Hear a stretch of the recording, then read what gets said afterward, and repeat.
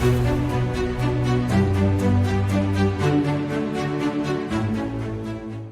judul kita, ada update terakhir tentang online for all. Di situ ada digital ID, kemudian ada CBDC atau mata uang digital yang diterbitkan nanti oleh masing-masing bank sentral, masing-masing negara. Kemudian ada Universal Monetary Unit, ya. Ini sebagian global dari CBDC itu sendiri, mata uang global, mata uang digital secara global.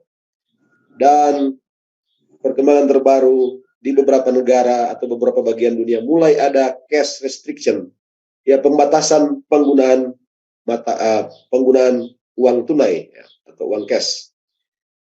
Dan ada sebuah pertanyaan di bagian bawah, berapa lama lagi pemelihara Sabat masih bebas berjual beli? Namun sebelum lanjut, saya ingin kita sekali lagi tunduk kepala dan kita berdoa memohon tuntunan Roh Kudus. Mari kita berdoa. Bapa di surga, kami sudah siap untuk memulaikan satu seri pembelajaran lanjutan mengenai dunia dalam nubuatan.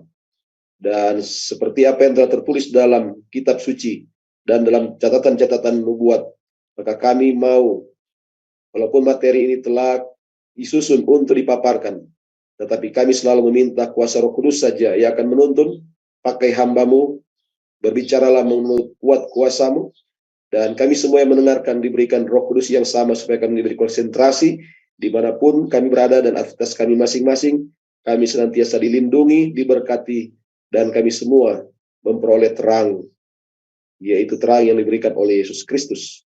Mengampuni kekurangan dan dosa kami Bapa, karena kami berdoa dalam nama Tuhan Yesus. Amin. Oke, baik. Jadi untuk belajar mengenai penggenapan nubuatan mengenai suatu saat akan ada pembatasan atau bahkan larangan jual beli, maka kita tidak boleh terpisah dari pekabaran malaikat. Tiga malaikat yang di dalam gereja Masih Benar ke-7 baru saja dibahas 1 triwulan pelajaran sekolah Sabat, dan kita harus memahami secara utuh. Dan walaupun yang mayoritas yang hadir saya tahu sudah memahami mengenai pekabaran ini, tetapi kami selalu mengupas tentang pekabaran-pekabaran mendasar sebelum memahami tentang hal-hal lebih terperinci.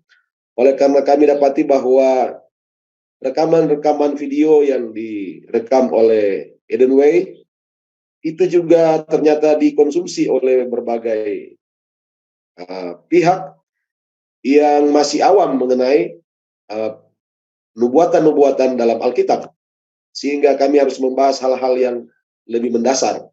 Dan seperti kesaksian yang pernah kami terima, seorang ibu yang baru pulang dari Papua, dia katakan, di tempat kami video dari Bapak Henry kami gunakan untuk pekabaran kami kepada berbagai pihak, termasuk yang tidak seiman. Oleh karena itu, mari kita coba kupas secara ringkas mengenai pekabaran ini. Dan kita sudah tahu bahwa pekabaran malaikat pertama itu adalah ketika pekabaran ini dimulai dengan seorang malaikat yang terbang di tengah-tengah langit, membawa Injil yang kekal untuk diberitakan kepada mereka yang diam di bumi dan kepada semua bangsa, suku, bahasa, dan kaum, berarti kepada seisi dunia ini dengan berbagai perbedaannya. Dan inilah pekabaran malaikat yang pertama itu adalah, takutlah akan Allah, muliakanlah Dia, karena telah tiba saat penghakimannya, dan sembahlah Dia yang telah menjadikan langit dan bumi dan laut dan semua mata air. Dan pekabaran ini untuk menegaskan siapa yang kita sembah, siapa Allah yang kita agungkan, yang kita muliakan. Dan kita tidak akan lebih jauh mengenai masa penghakiman, itu ada pembahasan nubuat sendiri. Tetapi harus kita perhatikan bahwa yang harus kita sembah ialah Dia yang telah menjadikan langit, bumi, dan laut, dan semua mata air. Dan kita tahu bahwa langit, bumi, laut, dan semua mata air, dan bumi ini dan seisinya diciptakan Tuhan Allah selama 6 hari, dan Dia beristirahat pada hari yang ke-7. Bahkan hari yang ke-7 itu Dia kuduskan dan Dia berkati. Dan itulah yang disebut dengan hari Sabat. Sehingga Tuhan Yesus sendiri ketika ada di atas dunia ini berkata, Anak manusia adalah Tuhan atas hari Sabat. Ya, for the Son of Man is also the Lord of the Sabbath. Dan pekabaran malaikat yang kedua, tentu saja ketika kita mengetahui siapa yang harus kita sembah, Allah yang benar, Yesus Kristus dengan kebenarannya. Di sana ada kebenaran tentang Sabat, hari ke-7. Maka pekabaran malaikat kedua adalah untuk menyatakan doktrin-doktrin yang salah, yang telah membuat seisi dunia seluruh bangsa disesatkan, yang diberikan simbol sebagai anggur hawa nafsu. Itulah doktrin-doktrin sesat yang telah menjauhkan umat manusia dari kebenaran demi kebenaran Kristus, termasuk kebenaran tentang Sabat. Dan pekabaran malaikat yang ketiga, itulah klimaks dari semua pekabaran ini. Dan inilah di masa di mana akan terjadi bahwa suatu saat akan ada pemaksaan untuk menyembah binatang dan patungnya, bahkan untuk menerima tanda pada dahi atau pada tangan, tanda dari binatang itu. Dan itu akan terjadi, nanti sebentar kita lihat, itu juga dibahas pada Wahyu pasal 13. Dan disinilah masing-masing orang harus memilih kepada siapa dia harus menyembah. Menyembah Allah di pekabaran malaikat pertama, atau menyembah binatang sebagaimana dinyatakan doktrinnya itu salah atau sesat pada pekabaran malaikat kedua. Dan perhatikan tulisan kuning, kalau sampai seseorang atau salah satu atau kita semua salah memilih dengan menyembah binatang dan patungnya dan terima tanda binatang itu pada dahi atau pada tangan, maka ayat selanjutnya katakan bahwa akan minum anggur murka Allah yang disediakan tanpa campuran dalam cawan murka Allah, disiksa dengan api dan belerang di depan mata malaikat-malaikat kudus dan di depan mata anak domba. Dan kita semua tahu bahwa api ini tentu saja bukan api yang lain. Ini adalah api yang menyiksa, yaitulah api neraka. Di mana buktinya? Ayat 11 menyatakan, api yang menyiksa itu naik selama-lamanya, siang malam tidak henti-hentinya disiksa.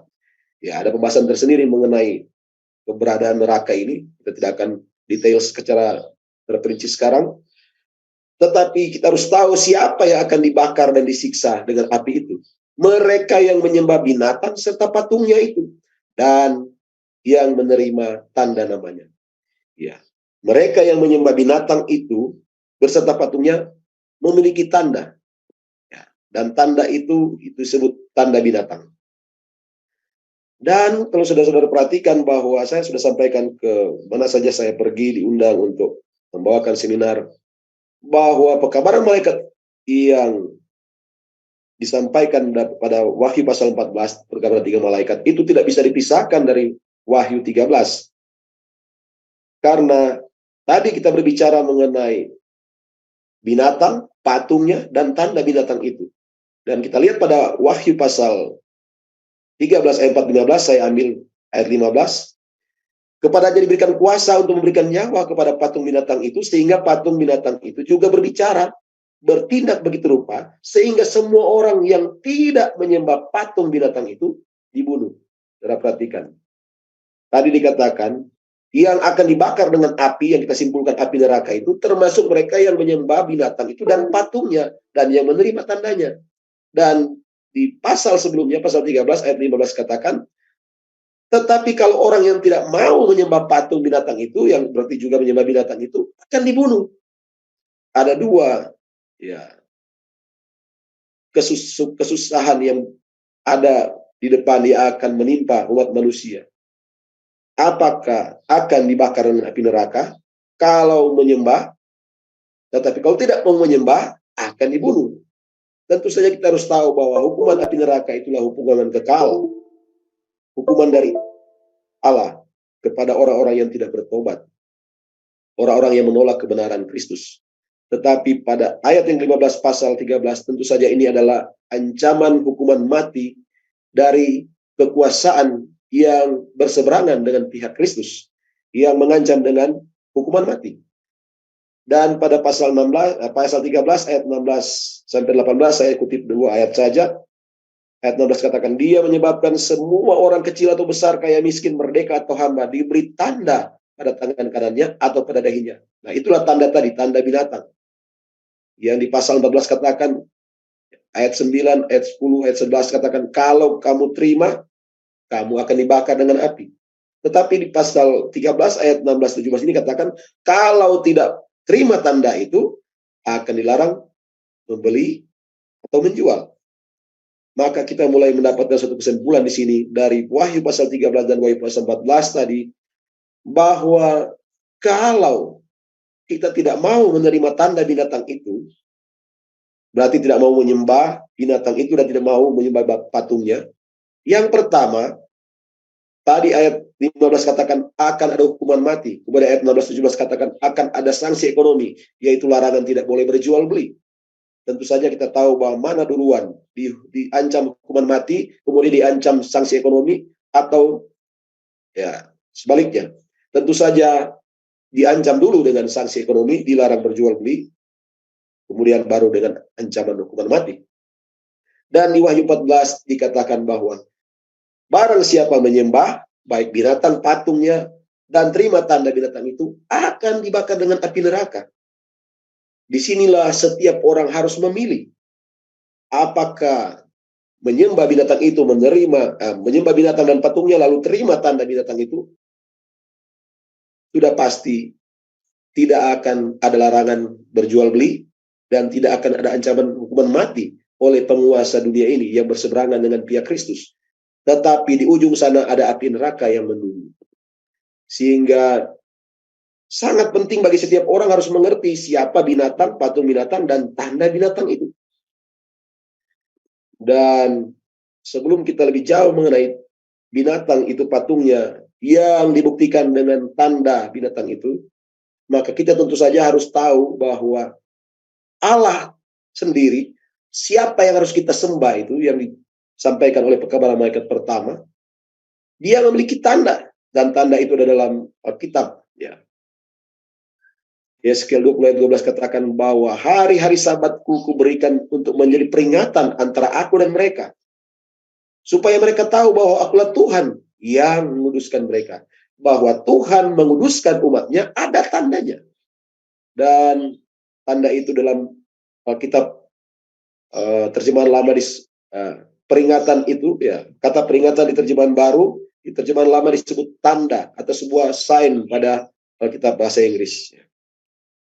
Dan pada ayat 19 dan 20 juga dari kitab Yeskiel pasal 20 juga sama menyebutkan, akulah Tuhan Allahmu, hiduplah menurut ketetapanku, lakukanlah peraturanku dengan setia, dan kuduskanlah hari-hari sabatku, sehingga itu menjadi tanda, menjadi peringatan antara aku dan kamu, antara Allah dan manusia, supaya semua orang tahu bahwa akulah Tuhan Allahmu. Jadi ada tanda antara Tuhan pencipta dan yang diciptakan. Dan ayat-ayat ini menguatkan pekabaran 3 malaikat, khususnya pekabaran malaikat yang pertama, bahwa di antara yang Allah yang patut disembah dan manusia yang harus menyembah itu ada tanda, dan tanda itu adalah hari Sabat. Dan Rasul Paulus menegaskan lagi dalam Perjanjian Baru, kitab Ibrani pasal 4 ayat 9, terjemahan baru katakan, jadi masih tersedia satu hari perhentian, hari ketujuh, Sabat, hari istirahat bagi umat Allah, hari perhentian yang juga merupakan tanda antara Allah dan manusia. Umat Allah, umat milik Allah punya tanda, yaitu hari perhentian, hari yang ketujuh. Bagaimana dengan tanda binatang? Yang manakah tanda binatang? Oh, tentu saja kita dengan logika sederhana langsung bisa berpikir bahwa kalau Allah memberikan tanda antara dia dengan umatnya dengan suatu hari perbaktian, yaitu hari Sabat, hari ketujuh, maka kita harus berpikir bahwa jika ada hari lain yang dinyatakan sebagai hari yang dimana itu harus dijadikan suatu tanda, maka itulah tanda yang berseberangan dengan tanda milik Allah. Dan puji Tuhan, ya, catatan sejarah ini membuktikan bahwa ada sebuah catatan dari Catholic Record of London, Ontario, September 1st, 1923. Ya. Tahun 1923 ini sudah cukup lama, bahwa pengakuan ini berkata, hari Minggu adalah tanda otoritas kami, ya, gereja ini. Ya. Karena gereja lebih tinggi dari Alkitab dan pemindahan Sabat dari hari Sabtu, tentu saja ke Minggu, adalah bukti dari fakta bahwa gereja ini lebih tinggi dari Alkitab. Dan saya menonton film dokumenter Martin Luther, sang reformator yang luar biasa itu. Inilah salah satu yang dia protes sehingga membentuk kelompok Protestan. Memprotes salah satu yang dia protes adalah the church is above the Bible. Tidak mungkin gereja lebih tinggi dari Alkitab.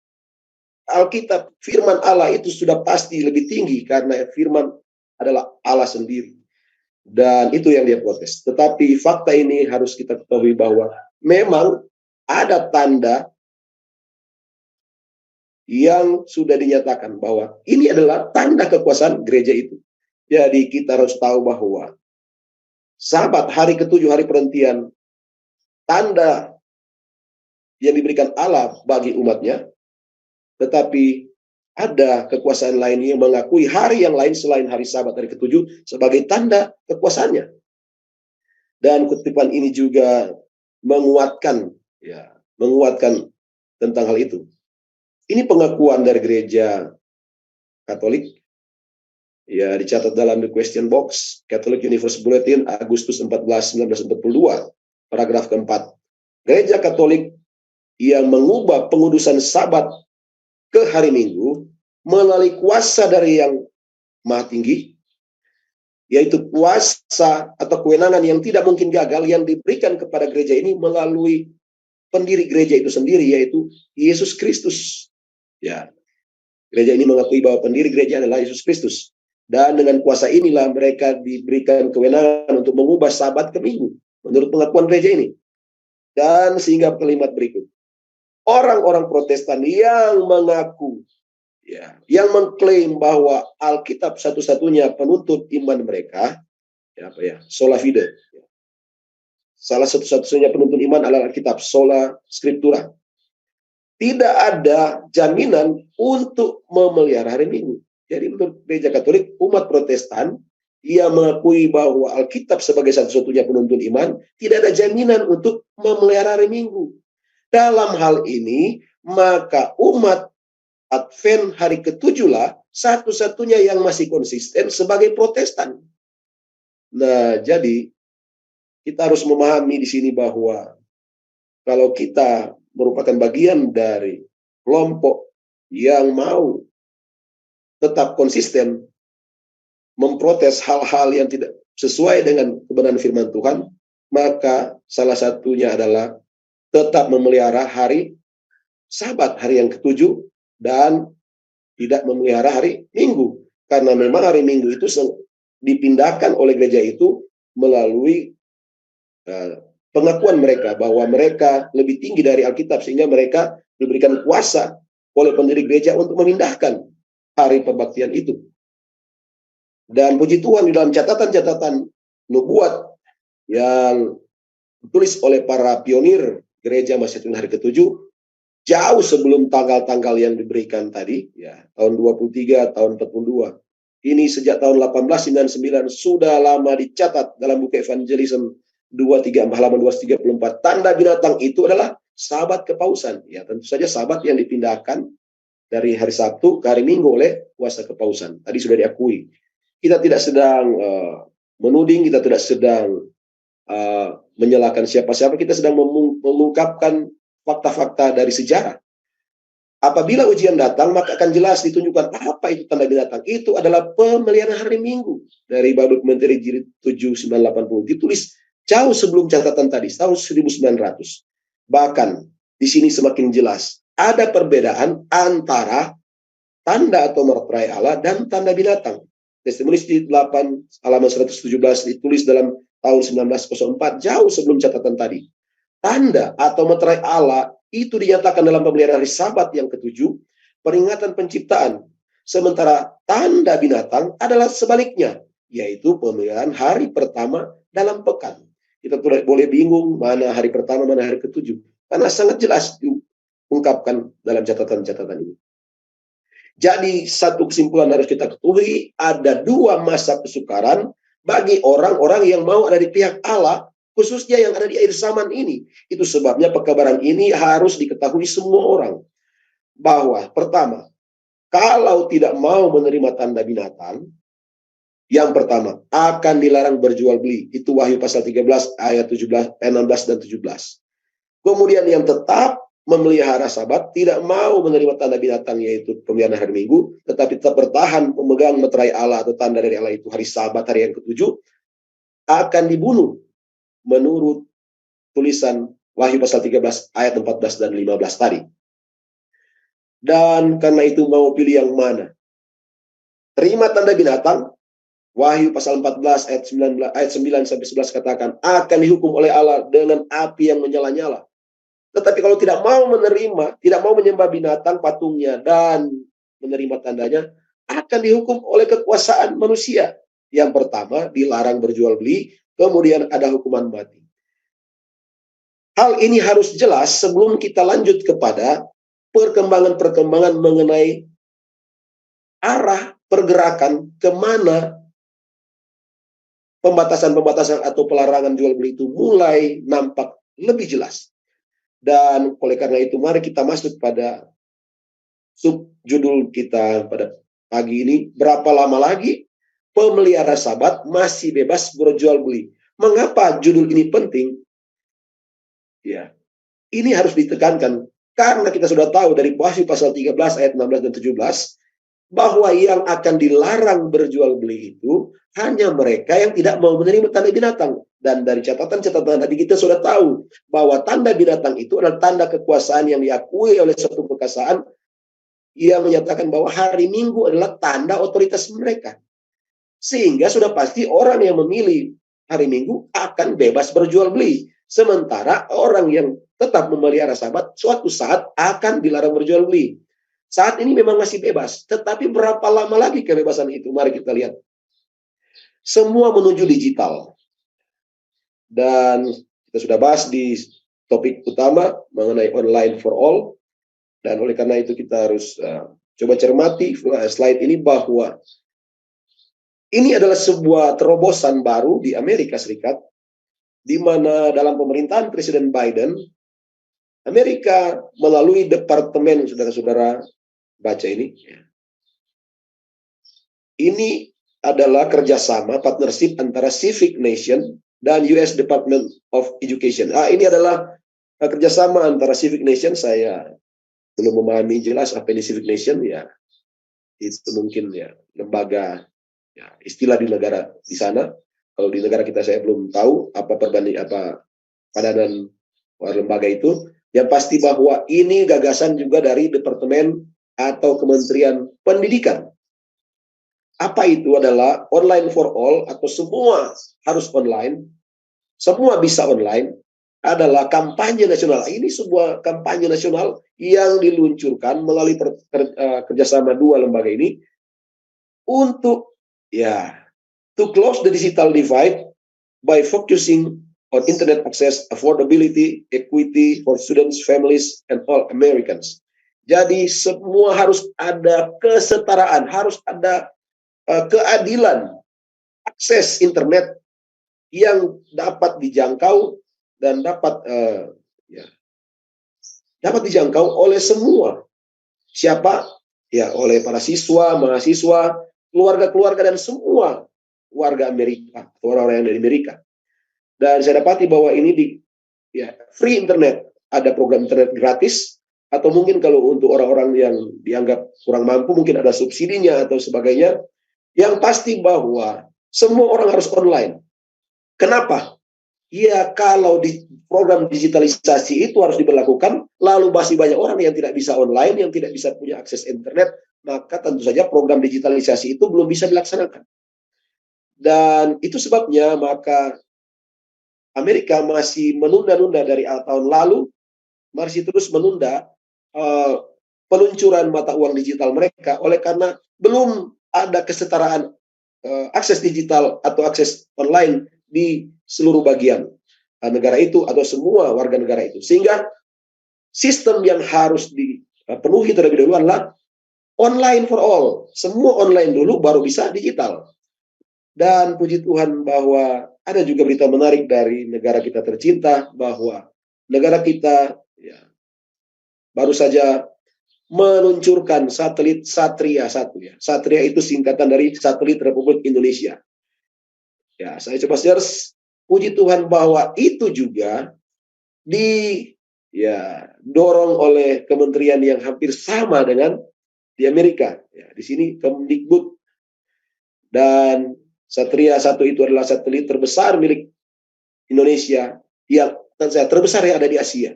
Dan tujuannya adalah memperkuat jaringan internet dan layanan digital. Perhatikan baik-baik. Memperkuat jaringan internet dan layanan digital di 150.000 titik, terutama di daerah tertinggal, terdepan, dan terluar. Saudara perhatikan di sini. Jadi tujuannya sama dengan program Online for All yang ada di USA. Tujuannya untuk kesetaraan, pemerataan titik-titik yang belum terjangkau internet, sehingga tidak ada lagi bagian dari wilayah ini yang tidak terjangkau internet. Barulah digitalisasi itu bisa dilaksanakan. Lanjut.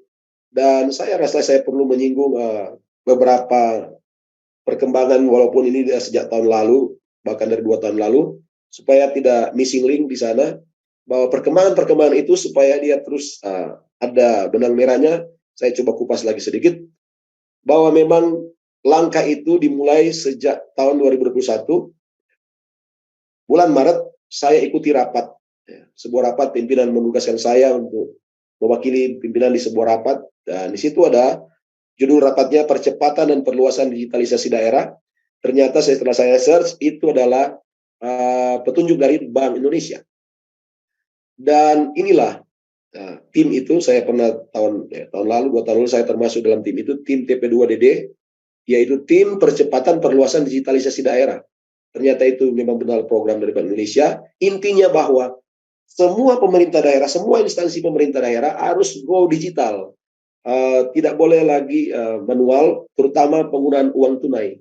Mulai dibatasi, dan instansi pemerintah harus jadi pionir, ya, pionir dalam hal memperlakukan mata uang non tunai, ya, transaksi non tunai, dan go digital.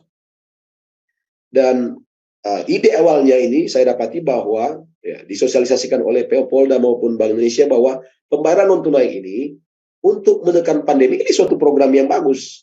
Karena dengan menggunakan uang tunai, ketika kita berbelanja menggunakan uang cash, maka ketika di masa pandemi, virus itu bisa menular melalui perpindahan uang dari tangan ke tangan.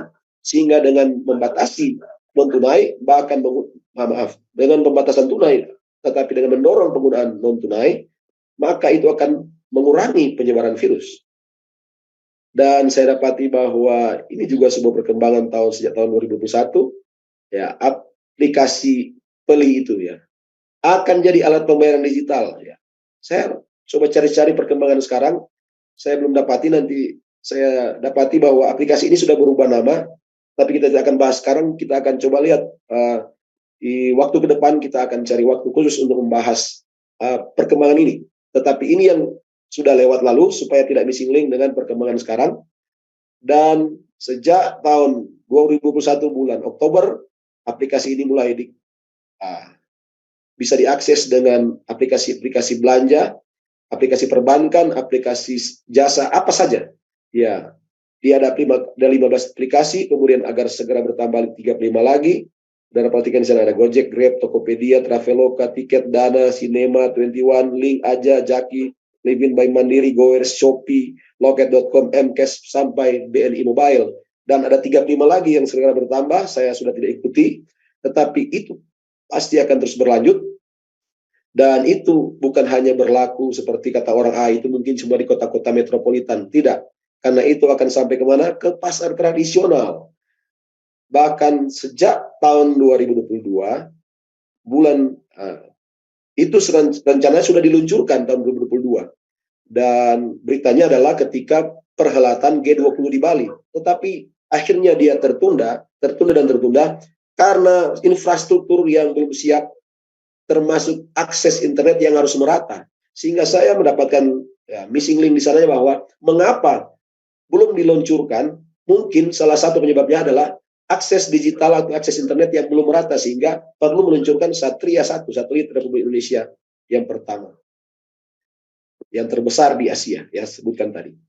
Dan tetapi sampai dengan bulan Desember 2021 sedang finalisasi menurut Gubernur BI bahwa rupiah digital akan diluncurkan tahun 2022, dan itu belum terjadi, masih dalam pengembangan. Bahkan BI, apabila BI terbitkan uang digital, maka dikatakan bahwa uang kertas akan kiamat, uang kertas tidak akan berlaku. Dan tentu saja ketika uang kertas tidak berlaku, ATM juga akan tidak berlaku, tidak digunakan. Dan digitalisasi itu terus maju, bahkan di berita ini sangat jelas dikatakan bahwa pada bulan Agustus tahun 2022, Bank Mandiri digitalkan 240 cabang serentak di seluruh Indonesia. Ini suatu langkah maju untuk digitalisasi. Dan berita ini ya masih di tahun 2021 BRI dan BI terus dorong transaksi digital di pasar tradisional. Ya, dan seperti yang kami sudah pernah ungkapkan di mana-mana bahwa waktu kami dapat berita ini awalnya sudah 475 pasar tradisional, ya mungkin ini di wilayah Jawa, yang gunakan transaksi harus digital, nggak lagi bawa uang cash. Dan itu ternyata digunakan sarana QRIS, apa ya bacanya, Kris mungkin ini Indonesia, QR Code Indonesian Standard. Ya, kita sudah pernah bahas bagaimana caranya. Sekarang semua saudara punya aplikasi. Kalau saudara ada aplikasi online banking, ya, saudara pasti bisa punya akses ini. Tidak perlu, kemarin saya coba ganti ban mobil, kemudian ketika kami katakan kami tidak bawa uang tunai, boleh ditransfer aja. Kemudian tellernya katakan, Bapak jangan transfer manual, itu akan kena charge, kena biaya. Lebih baik gunakan kris aja, itu tidak ada biaya sedikit pun. Wah, luar biasa, ini kemajuan. Ya, seperti ini ya, di scan aja seperti itu. Kemudian langsung diisi berapa yang harus dibayar, sudah selesai. Tidak ada pemindahan uang dari tangan ke tangan. Juga tidak transfer manual, harus diketik, diisi nomor rekening dan sebagainya. Ini cuma tinggal di scan aja, diklik, langsung jadi. Dan itu yang dikembangkan sehingga sampai kepada tukang parkir, ya ini di kota Gianyar di Bali ya. Ini dikatakan, ya maaf nggak terima cash. Iya, karena kalau diberi uang cash bisa saja itu mengandung virus, ya, sehingga lebih aman menggunakan transfer kris seperti ini. Dan saya selalu sampaikan di jemaat-jemaat bahwa ini ada program dari Bank Indonesia, ya, yaitu menggunakan kris sampai ke rumah-rumah ibadah. Ya, ini sangat bagus ya, supaya di jemaat saudara, di tempat saudara berada, tidak perlu lagi ada dipungut dengan pundi-pundi persembahan dan sebagainya yang merepotkan. Tinggal di scan aja, ya mungkin tinggal di print ini kertasnya, tempel di bagian depan gereja. Jadi anggota yang mau atau tamu yang mau memberikan persembahan atau persepuluhan tinggal di scan aja, ya kira-kira seperti itu. Dan sejak tahun 2021 bulan Oktober, Kementerian Koperasi dan UKM, usaha kecil menengah, ya usaha mikro kecil dan menengah, targetkan pemerintah targetkan 13 juta UMKM harus menggunakan kris, dan saya lihat itu sudah mulai umum di mana-mana sampai ke kafe-kafe. Saya lihat sudah mulai menggunakan ini. Saya datangi di jauh dari rumah saya ada sebuah rumah makan ya ayam goreng milik anggota gereja juga sudah menggunakan kris ini. Luar biasa. Dan inilah program itu terus berlanjut. Ya, ini kampanyenya sejak tahun 2021, program digitalisasi UMKM, itu dari program dari kementerian dan dari Bank Indonesia. Dan ini perkembangan tahun 2023 bahwa saya tidak cek langsung ke orang-orang yang sudah menggunakan jasa di airport Juanda di Sidoarjo, ya, Jaya Surabaya. Apakah benar ini sudah berlaku? Karena di sini disebutkan per 1 April berlaku pembayaran non tunai, ya, di Bandara Juanda. Ya, di Bandara Juanda. Dan di Manado sendiri akan mulai berlaku Sabtu depan. Sabtu 1 Juli 2023, ya, Angkasa Pura tidak lagi menerima uang tunai. Karena di sini sudah ditulis transaksi parkir. Jadi kalau sudah mau masuk ke bandara, ya jangan lupa bahwa ketika mau keluar tidak lagi bisa menggunakan uang tunai, hanya menerima pembayaran non tunai cashless dan menggunakan 4, ya ini pasti bisa diakses dengan kris atau uang digital atau uang elektronik yang ada di fasilitas masing-masing. Tap cash, e-money, flash, berisi, ya, isi ulang di BRI, ya itu iklannya. Dan seperti yang kami sudah bahas berulang-ulang bahwa ke depan itu bukan lagi menggunakan kris mungkin, karena di beberapa tempat di dunia ini sudah lebih maju, mereka menggunakan jari dan wajah, ya, jari dan wajah. Dan saya ingat bahwa ketika saya pergi membuka rekening di sebuah bank, benar-benar wajah ini di-scan secara mendetail, kemudian semua jari ini di-scan juga. Dan bahkan saya ingat, ya, suara kita juga direkam. Sehingga identitas digital kita itu benar-benar sudah berlaku saat ini. Dan di Amerika bagian utara, ya, saya sudah pernah bawakan lalu, ya, bagian utara itu bisa ada Kanada dan Amerika Serikat. Saya tidak tahu apakah termasuk Meksiko, tapi yang pasti SnapPay sudah meluncurkan ini, ya, sejak beberapa tahun yang lalu. Pembayaran dengan pengenalan wajah. Nah, ini di Kanada, ya, seperti ini. Ini sudah dari tahun 2019 mengenai berita ini, bahwa untuk berjual beli tinggal, ya, tunjukkan wajah, tidak perlu scan kris, sudah bisa membayar. Bahkan di Cina sejak 2018, ya, sudah menggunakan penggunaan pembayaran pengenalan wajah. Bahkan saya menonton di sebuah video bahwa masuk ke grocery stores atau, ya, semacam department store di sana, tidak ada penjaganya. Ya, ketika masuk ambil troli, ya, jalan, kamera di berbagai sudut sudah merekam wajah kita, sudah diketahui rekening kita, ambil barang-barangnya, ya, di bagian dari troli itu sudah ada scanner. Ketika kita meletakkan barang, otomatis barang itu sudah di-scan. Dan ketika kita keluar tidak perlu antri di kasir. Ketika kita keluar dari pintu, rekening kita sudah berkurang. Uang elektronik atau uang digital kita sudah dikurangi sejumlah barang yang kita belanja. Dan teknologi ini sudah pernah disampaikan bahwa teknologi yang dimaksud akan berkembang menggantikan smartphone menurut, ya, beliau ini katakan akan ada teknologi yang lebih canggih akan menggantikan smartphone, nggak perlu pakai handphone lagi. Yang mereka sebut dengan, saya dapat beritanya tahun lalu, bahwa itu akan ada tato elektronik pengganti HP. Nah, dan tentu saja itu, ya, tato yang tidak terlihat, mungkin itu di bawah kulit, tetapi bisa dideteksi, bisa di-scan dengan alat tertentu, dan itu bisa jadi alat bayar dan juga bisa jadi alat komunikasi. Tanpa HP kita bisa bertransaksi, tanpa HP kita bisa berkomunikasi. Kita tidak punya waktu untuk membahas lebih jauh apa perbedaan uang rupiah, uang digital rupiah, elektronik, dan mata uang kripto. Tetapi yang pasti bahwa uang digital itu agak berbeda dengan uang elektronik dan mata uang kripto. Mata uang kripto ini adalah aset digital yang diperjualbelikan, tetapi bukan alat bayar. Itu adalah alat investasi seperti saham. Sementara uang digital adalah, ya, bisa untuk berjual beli, tetapi menggunakan teknologi yang cukup canggih mirip uang kripto, tetapi jadi alat bayar yang dikontrol oleh pemerintah. Sementara uang elektronik itu yang sudah biasa kita gunakan sekarang. Ya, kita sedang menuju ke uang digital. Dan tentu saja dengan uang elektronik ada pilihannya, pilih uang elektronik atau dompet digital. Itu tidak akan bahas perbedaannya, tetapi yang pasti bahwa uang elektronik itu harus ada dompetnya, ya. Dan uang digital juga, ya, tentu ada dompetnya. Dan berita ini menyatakan bahwa Kementerian Kesehatan berencana kembangkan aplikasi Peli ini jadi dompet digital.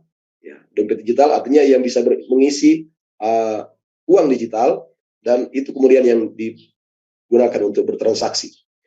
Dan kita harus ingat bahwa mata uang digital ini tidak bisa dipisahkan dengan identitas digital. Ya, tidak bisa dipisahkan. Dan puji Tuhan bahwa ini berita terbaru. Sebelum kita lihat berita-berita pendukung lainnya, Juni 20, 2023. Ini berita baru beberapa hari yang lalu bahwa IMF, ya, International Monetary Fund, bekerja keras untuk infrastruktur CBDC secara global. CBDC ini adalah mata uang digital yang diterbitkan oleh bank sentral. Jadi kita harus tahu bahwa saat ini ya, perkembangan ini tidak stagnan, ini sedang maju. Ada progres-progres yang sangat positif bahwa kita akan menuju ke sana. CBDC akan mengglobal dan infrastrukturnya sedang dibangun oleh IMF. Ya, ini digunakan agar bisa digunakan oleh semua bank sentral di seluruh dunia. Masing-masing negara punya bank sentral menerbitkan mata uang digital masing-masing. Bagaimana untuk bisa bertransaksi secara global? Ya, diaturlah oleh IMF membuat infrastrukturnya. Dan inilah sebuah perkembangan lagi. Ini berita April 2023, ya beberapa bulan yang lalu, bahwa dari Yahoo Finance, ya, financeyahoo.com, Digital Currency Monetary Authority, ya, otoritas keuangan digital, ya, uang digital, meluncurkan sebuah International Central Bank Digital Currency. Ini ada apa ya? Kalau masing-masing negara bisa membuat mata uang sendiri, CBDC, tetapi juga secara internasional harus ada ini International CBDC. Ada versi masing-masing negara dan ada juga secara internasional. Dan ini saya dapat dari Zero Hedge, ya. Saya coba kutip dari sebuah Twitter ini. IMF unveils, ya, untuk mata uang secara global ini ada diberi sebuah nama UMU, ya, UMU, Universal Monetary Unit, ya, UMU, Universal Monetary Unit, ya. Saya pikir mungkin ini nama lain dari CBDC internasional yang bersifat global menggunakan UMU ini. Saya tidak tahu apakah ini gambarnya memang ini akan digunakan, tetapi yang pasti kita mulai kenal sekarang, diperkenalkan dengan sebuah istilah baru, yaitu Universal Monetary Unit. Ya.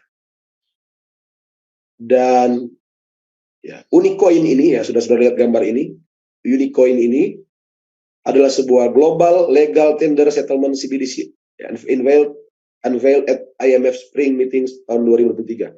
Ini berita April 2023, ada pertemuan musim semi IMF, kemudian di saat itulah terungkap mengenai Unicoin, ya, CBDC yang bisa berlaku secara global. Dan itulah yang dikenal juga sebagai UMU. Jadi, kita sekarang sudah tahu bahwa ada CBDC yang bersifat setiap negara diterbitkan oleh bank sentral masing-masing. Kalau di Indonesia, Bank Indonesia. Tetapi secara universal akan ada juga yang juga dikenal dengan UMU, ya, atau juga disebut dengan, lihat ini, International CBDC, atau juga disingkat UMU, UMU, Universal Monetary Unit, atau juga diberi simbol karakter U, ya sudah perhatikan U, dan tetapi juga dikenal sebagai Unicoin. U itu ternyata juga pengertian adalah Unicoin. Dan saudara-saudara yang belum pernah mengikuti materi kami sejak season 1 tahun kemarin, mungkin perlu tahu bahwa apa sebenarnya CBDC itu. Bagaimana uang digital itu? Bagi yang sudah tahu, ya kita ingatlah, kita disegarkan lagi bahwa CBDC atau mata uang digital yang diterbitkan oleh bank sentral masing-masing negara itu, ya, uang digital itu, ya, ini bocoran dari Bank of England, bank sentralnya Inggris. Uang digital dapat diprogram untuk memastikan bahwa itu hanya dibelanjakan untuk hal-hal atau barang-barang yang dianggap penting oleh pemberi kerja, oleh majikan kita, atau oleh pemerintah. Ya. Jadi ini suatu pengertian yang harus kita pahami. Kalau sudah menggunakan uang digital CBDC, atau yang tadi kita sudah ketahui bahwa secara per negara ada CBDC, kemudian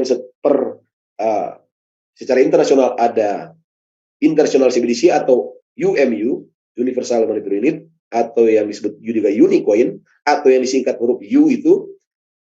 Ketika itu berlaku, maka uang itu dapat diprogram sehingga hanya bisa kita belanja apa yang dianggap penting oleh pemerintah atau oleh majikan pemberi kerja kita.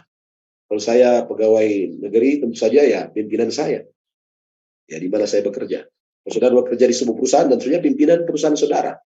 Dan lain-lain, organisasi dan sebagainya, lembaga, masing-masing lembaga. Tetapi tentu saja secara pernegara itu diatur oleh pemerintah.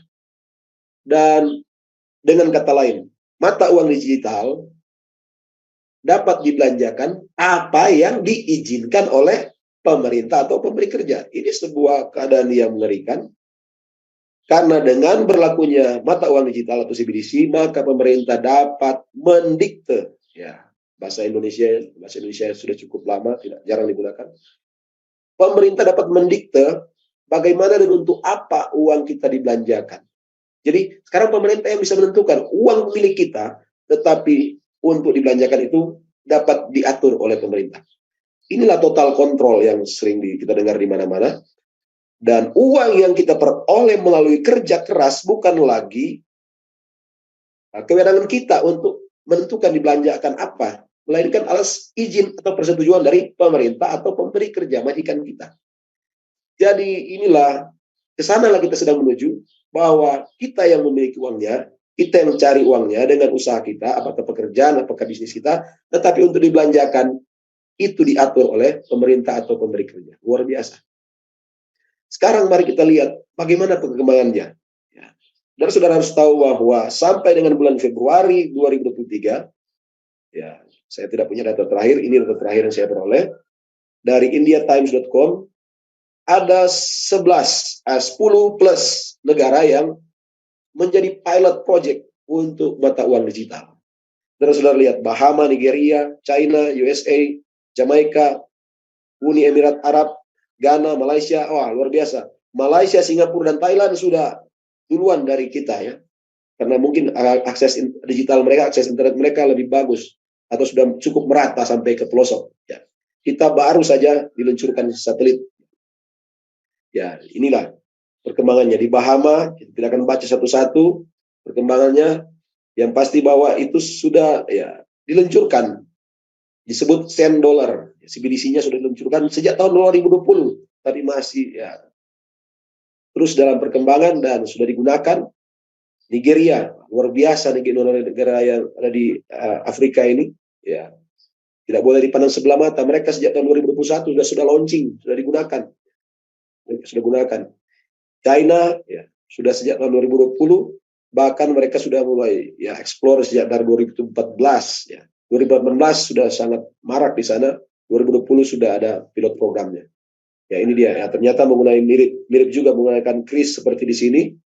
Nah, tapi juga selain itu mereka sudah maju dengan menggunakan pembayaran wajah dan sebagainya.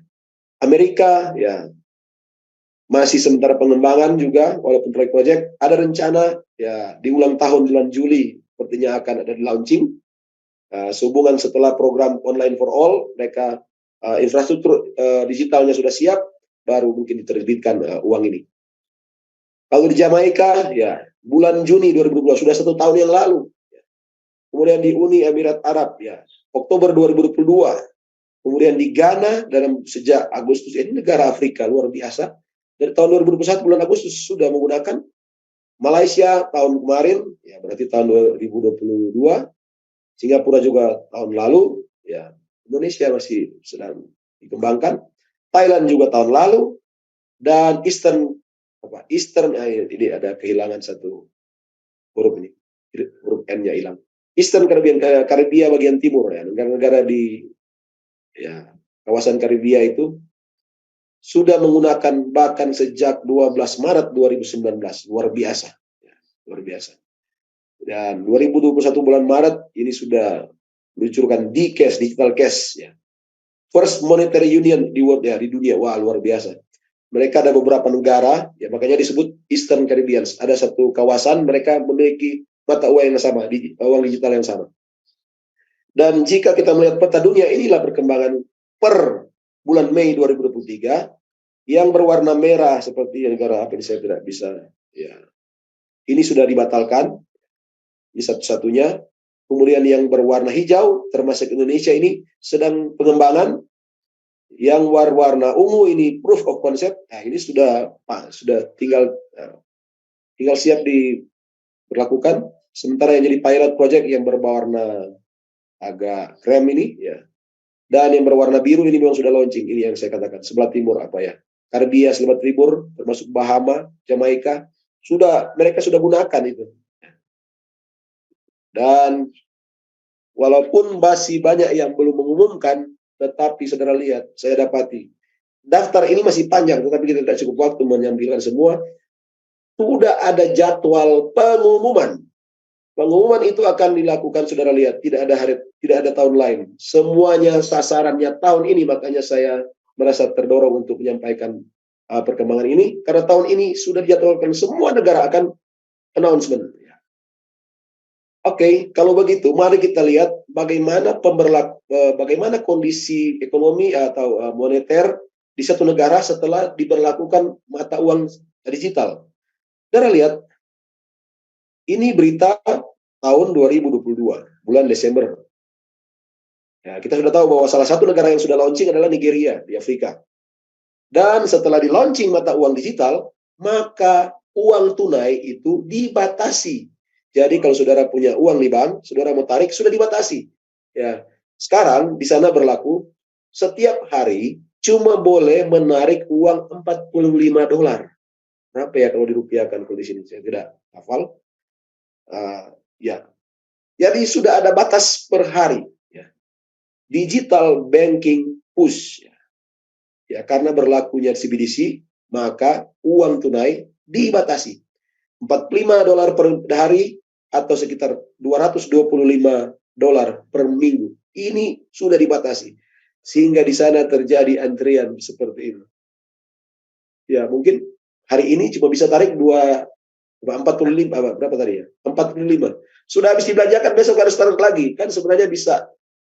Karena ini orang-orang belum punya fasilitas untuk berbelanja secara online atau transfer digital, bayar digital sebagainya.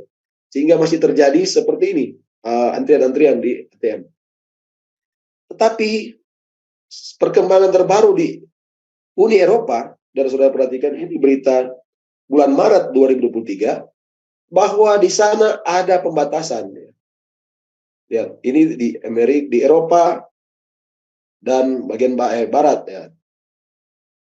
Kemudian Australia, ada negara-negara yang telah mendeklarasikan memperlakukan ya pembatasan transaksi tunai hanya sekitar $10.000 Australia kalau di Australia, atau di dolar Amerika mungkin sekitar 6.600. Dan kalau di Eropa cuma bisa transaksi tunai itu dibatasi cuma sampai €3.000. Saudara bisa membayangkan secara bertahap sudah pasti akan menuju kepada cashless ya.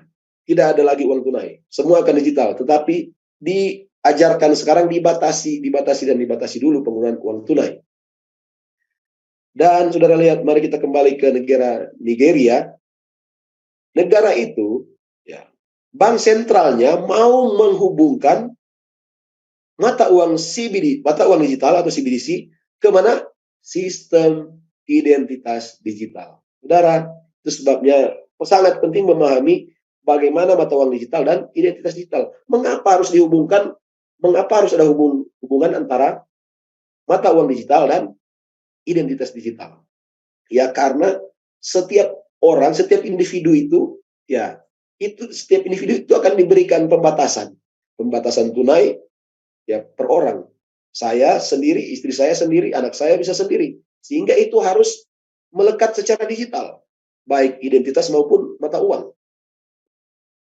Dan ini berita-berita yang agak mengerikan menurut saya, bahwa mulai berita bulan Mei tahun 2023, Nigeria, bank-bank di Nigeria telah memberikan deadline.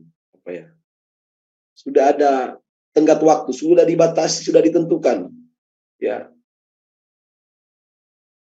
akan menutup rekening yang tidak terhubung ke identitas digital. Nah, lihat, kalau saudara punya rekening atau akun di bank, rekening di bank, tidak dihubungkan dengan identitas digital, masih pakai KTP yang lama, yang belum digital, akan ditutup. Dan saudara, luar biasa, batas waktu itu hanya diberi 30 hari. Ya. Kalau rekening Anda tidak dihubungkan ke sistem ini, Biometric Bank Verification Number, ya, BVN biometrik, maka dalam 30 hari rekening Anda akan ditutup. Kalau rekening saya ada uangnya, tiba-tiba ditutup, saya tidak tahu uang saya kemana, ya, tidak dijelaskan di sini. Dan ya, ini menterinya, salah satu menteri mungkin ini di Nigeria katakan bahwa ada batas waktu, harus tuntas tahun berapa, saudara-saudara? 2025. Saya berpikir bahwa batas ini bukan cuma untuk negara Nigeria. Karena kalau sudah kita lihat tadi bahwa semua negara itu ada jadwal waktu announcement 2023, maka saya yakin semua negara akan juga punya batas waktu untuk pendaftaran. Ya, harus terhubung antara rekening yang saudara miliki dengan identitas digital. Oh ya, sebelum saya lupa, mengapa identitas digital dan rekening harus terkoneksi? Supaya sangat akurat untuk mengontrol dan memberi sanksi. Ya. Kalau yang diberi sanksi itu tidak bisa bertransaksi itu Henry Tumbel, maka tidak akan kena ke Henry Tumbel yang lain. Ingat, nama itu udah banyak, apalagi di beberapa bagian di Indonesia, ya, di Jawa, di Bali, banyak sekali nama yang sama. Saya sendiri di Facebook saya lihat ada beberapa yang mirip, yang namanya seperti saya. Tidak akan salah apabila tidak akan salah sasaran. Individunya sudah pasti orang yang bersangkutan kalau menggunakan identitas digital. Sementara kalau belum menggunakan identitas digital, orang masih suka gonta-ganti identitas. Tidak heran para kriminal, para teroris masih sering bergonta-ganti identitas dan sulit terlacak. Ya. Walaupun berakhirnya tertangkap, tapi butuh waktu yang cukup lama. Tetapi ini tidak akan pernah meleset. Sehingga dalam waktu yang cukup singkat, sudah ada 90 juta warga negara di Nigeria yang melakukan pendaftaran ID digital. Kenapa? Dengan mereka dengan berbondong-bondong langsung mendaftarkan. Iya, kalau enggak, rekeningnya akan ditutup. Saudara-saudara, dan inilah, ya, diberikan 3 hari, ya, kalau tidak ditutup rekeningnya. Dan ini juga satu sisi yang lain. Saudara baca berita ini. Ini berita yang sudah sejak tahun lalu. Ya. Kenapa sekarang mereka berani, ya, negara Nigeria berani memaksa rakyatnya kalau tidak menghubungkan rekening bank dengan identitas digital akan dihapus, akan ditutup rekeningnya. Karena mereka sudah memasang dulu, sudah menetapkan dulu infrastrukturnya. Kapan? Tahun sebelumnya. Sejak tahun lalu, saudara baca berita ini. Cellphone, handphone akan diblok kalau tidak menggunakan identitas digital. Jadi, handphonenya dulu dihubungkan dengan identitas digital, kemudian rekening bank menyusul. Jadi, infrastruktur dan sistem itu harus dibangun secara bertahap. Mungkin negara kita belum pernah melakukan karena infrastrukturnya belum setup, ya. Dan saudara, ya, ini seperti ini, ya, yang berlaku di sana, bisa baca. Tetapi ternyata program itu, ya, didorong oleh, ya, World Economic Forum maupun dari PBB sendiri. Ini dia, bukan hanya Nigeria atau Ghana yang menjadi pilot project, tetapi memang ini jadi program untuk sebenarnya baca digital identity, digital trade, and digital economy for the whole Africa, seluruh Afrika, dan tentu saja seluruh dunia. Oh iya, kalau saudara-saudara belum ya masih awam dengan pengertian biometrik, saya juga masih awam. Makanya saya coba-coba cari tahu, saya coba-coba belajar. Saudara-saudara, ya ada yang katakan, bagaimana kalau walaupun sudah di-scan wajah saya, bagaimana kalau saya operasi wajah saya? Terus saya taruh kumis, saya taruh kacamata, saya pakai wig palsu, saya ganti lensa mata dan sebagainya, saya ganti alis sebagainya. Tidak. Ya, di kantor kami absen pakai handphone sekarang, dan saya sudah coba ulang-ulang. Walaupun saya pakai kacamata, tetap dia kenal siapa saya. Walaupun saya tidak cukuran kumis, saya ya brewokan, rambut saya ganti dan sebagainya, tetap dia kenal saya. Karena dia menghitung banyak hal biologis. Ya, bukan hanya jarak antar mata, jarak antar tulang, jarak antara dahi dan dagu. Bukan hanya itu yang dia catat, jarak antara telinga dan sebagainya.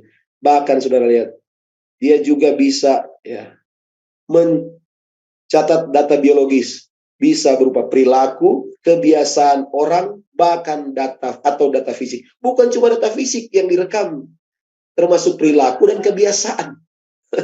Itu juga direkam. Ya, suara kita, ya, gerak-gerik kita. Baru dilihat dari gaya berjalan sudah tahu. Makanya ada orang mengatakan, bagaimana kamera itu bisa tahu identitas seseorang dari jarak jauh? Orang pakai masker, pakai topi, kacamata. Dan jangan lupa, gerak-gerik seseorang bisa diketahui. Bisa dikenal dengan gerak-geriknya. Karena itu sudah lihat, ada pemindai retina, pemindai iris, ya, bagian mata, fingerprint, wajah biometrik, ya, pengenalan wajah. Wah, ini ke depan akan juga sampai kemana? Ke DNA juga. Ini secara fisik, saudara. Belum secara perilaku, ya, perilaku atau kebiasaan. Ya, baru ada biometrik tadi fisik. Ini behavior, ya, perilaku kita. Semua hal, ya, akan diketahui. Kemudian ya, cara kerja biometrik kita tidak punya waktu, ya, terlalu. Dan database biometrik ini sesuatu yang sedang dikembangkan di semua negara. Dan saya cuma dapat beritanya dari LAtimes.com, ya, Los Angeles Times. Ini berita ya, mungkin ya ini belum lama.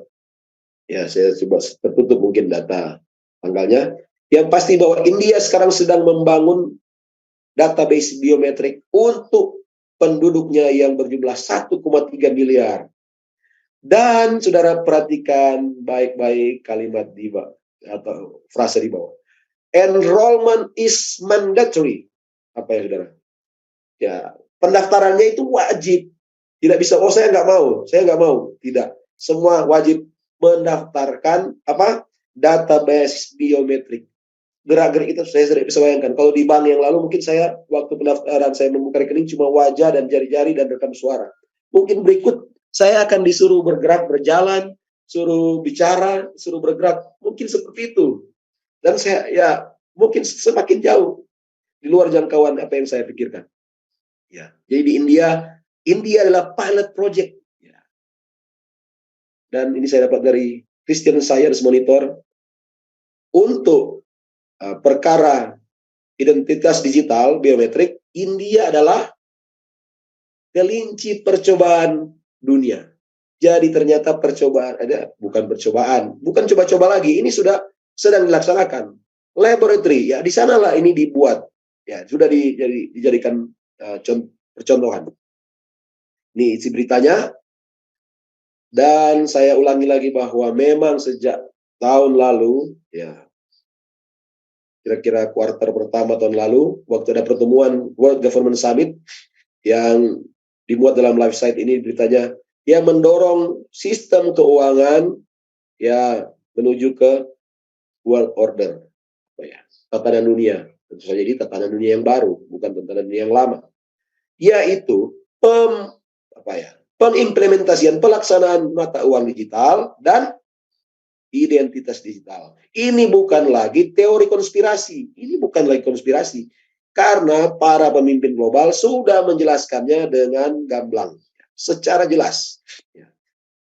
Dan puji Tuhan, ya, sejak tahun lalu, 2 tahun lalu, mungkin saya sudah mendapati berita-berita ini, bahwa revolusi industri keempat ada hubungannya dengan Great Reset. Kita tidak akan bahas, sudah pernah dibahas tahun lalu, berulang-ulang, dan memprogram orang seperti mata uang melalui identitas digital. Jadi, ketika identitas digital berlaku, maka orang itu bisa diprogram seperti juga uang. Luar biasa ini. Dan ini ada sebuah bocoran. Kebenarannya kita bisa buktikan sendiri-sendiri, tetapi pada bulan Februari 2022 berita ini sudah pernah dimuat ya di situs ini, bahwa sertifikat suntikan itu adalah skema identitas digital. Jadi itu baru skema kedepannya seperti apa perkembangannya, yang pasti skemanya sudah dimulai, dan ini menurut laporan dari World Economic Forum. Bahkan di situ akan dikembangkan melalui menjadi kredit history, catatan-catatan kredit kita, bahkan perilaku kita di online. Apa yang kita upload, apa yang kita search, apa yang kita download, itu diketahui semua. Apa komentar kita di media sosial, postingan kita, semua diketahui. Dan itulah identitas digital kita. Dan dia akan terkait ke semua hubungan keuangan, kesehatan, pangan, perjalanan, semua hal. Dan itulah sebabnya sejak tahun lalu kami sudah pernah bahas mengapa kita harus ganti KTP dari IKTP biasa ke IKTP elektronik. Bahkan NPWP menggunakan NIK. Luar biasa. Inilah perkembangan terbaru dari sertifikat, sistem sertifikat global. Diluncurkan bulan Juni 2023. Ini sudah mungkin awal bulan, yaitu sertifikat digital untuk kesehatan dan perjalanan yang dikontrol oleh siapa? Badan Kesehatan Dunia. Luar biasa. Ya. Jadi sertifikat global ini yang dihubungkan dengan ID digital, tadi yang kita sudah bahas, itu akan digunakan untuk mengontrol mengenai kesehatan dan pergerakan kita, perjalanan kita. Nanti kita lihat ke depan seperti apa. Yang pasti bahwa Komisi Eropa dan WHO sudah meluncurkan Digital Health Initiative to Strengthen the Global Health Security. Dan ini juga dimuat bulan Juni ini, barusan tanggal 16 2023 ini. PBB, ada kebijakan PBB yang berbicara mengenai ID digital, identitas digital dihubungkan dengan rekening bank. Saya pikir kita sudah memahami tadi bagaimana di negara Nigeria rekening bank itu dihubungkan dengan identitas digital. Dan sekarang PBB berbicara bagaimana rencana itu. Berarti ini mengglobal. Bukan hanya di 1-2 negara yang sudah berlaku, ini akan berlaku secara global, bahwa PBB berencana untuk memperkenalkan sistem identitas digital yang dihubungkan dengan rekening bank pribadi. Jadi, saya yakin dan percaya bukan hanya di Nigeria dan negara-negara pilot project lainnya, negara kita juga akan segera berlaku bahwa suatu saat bahwa identitas digital kita akan dihubungkan dengan rekening digital. Saya tidak tahu apakah akan berlaku seperti di Nigeria, hanya diberi waktu 30 hari yang tidak melakukan pembaruan data digital ke rekening bank, akan ditutup rekeningnya. Dan sudah lihat di kalimat berikut ini. Rencana ini yang mirip dengan sistem yang dikembangkan oleh siapa? Sekali lagi, lembaga itu. World Economic Forum, kita sudah bahas berulang-ulang. Ini isi beritanya, sudah dibahas semua. Nah, ini ada berita yang cukup menarik di sini. Dan saudara perhatikan bahwa World Economic Forum melaporkan, laporan dari badan ini menyatakan bahwa mengakui bahwa ID digital, orang punya, orang Manado bilang orang punya identitas digital, ID digital kita dapat digunakan untuk apa, saudara-saudara? Dua hal disebutkan di sini. Surveillance and persecution. Ya, ini yang dimuat di beberapa, saya kutip dari beberapa situs YouTube, bahwa ya seperti dimuat oleh situs LifeSite pada bulan ini tanggal 15. Saudara-saudara, kita tidak bisa baca semua bahwa ini sudah dimulai sejak krisis pandemi yang lalu. Ya, berlaku untuk mereka yang disuntik maupun yang tidak. Ya, itu berguna untuk melarang siapa yang boleh masuk ke restoran, ke toko-toko, atau kegiatan apa saja, atau masuk pergi ke tempat kerja, dan ya itu ada hubungannya dengan suntikan itu. Tetapi juga ke depan, ketika itu akan menggunakan, ya, diwajibkan menggunakan ID digital, identitas digital, bahkan orang yang warga negara yang tidak mau ya share data, tetap apabila mereka ya terancam tidak bisa melakukan transaksi jual beli, tidak bisa membeli barang atau jasa atau mendapatkan pekerjaan, maka sudah pasti ya kesimpulan dari kalimat ini, sudah pasti orang dengan sukarela akan mau mendaftarkan ID digital mereka. Ya iyalah, kalau sudah nggak bisa, kalau tanpa ID digital sudah nggak bisa berjual beli, tidak bisa memperoleh pekerjaan, tidak bisa ya semua hal yang menyangkut hajat hidup, sudah pasti semua orang akan menerima. Apalagi kalau di aplikasi itu tinggal ada pilihan tolak atau terima, gampang sekali klik. Ya seperti itu kira-kira ya. Mari kita lanjut. Dan identitas digital kita, ya, orang punya ID digital ini bisa digunakan untuk berbagai hal. Di sini tercatat ada 5 hal. Saya merasa bahwa ini semua baik, ya. Perkembangan ini semua baik, ya, untuk mengontrol, ya. Pertama, untuk mengontrol agar supaya tidak ada untuk pencegahan korupsi. Ya, kalau orang korupsi di saat uang sudah digital, nggak bisa dong. Ketahuan dia siapa yang mengambil uangnya, kepada siapa dia diserahkan, diberikan kepada siapa yang menyuap, siapa akan diketahui. Demikian juga kriminal, ya, orang mau beli senjata, orang mau beli bahan peledak, semuanya dapat dikontrol, itu bagus, ya. Tetapi kita sudah tahu bahwa apabila dihubungkan dengan nubuat, hanya mereka yang menerima tanda binatang yang boleh berjual beli, maka ini sangat pasti akan digunakan.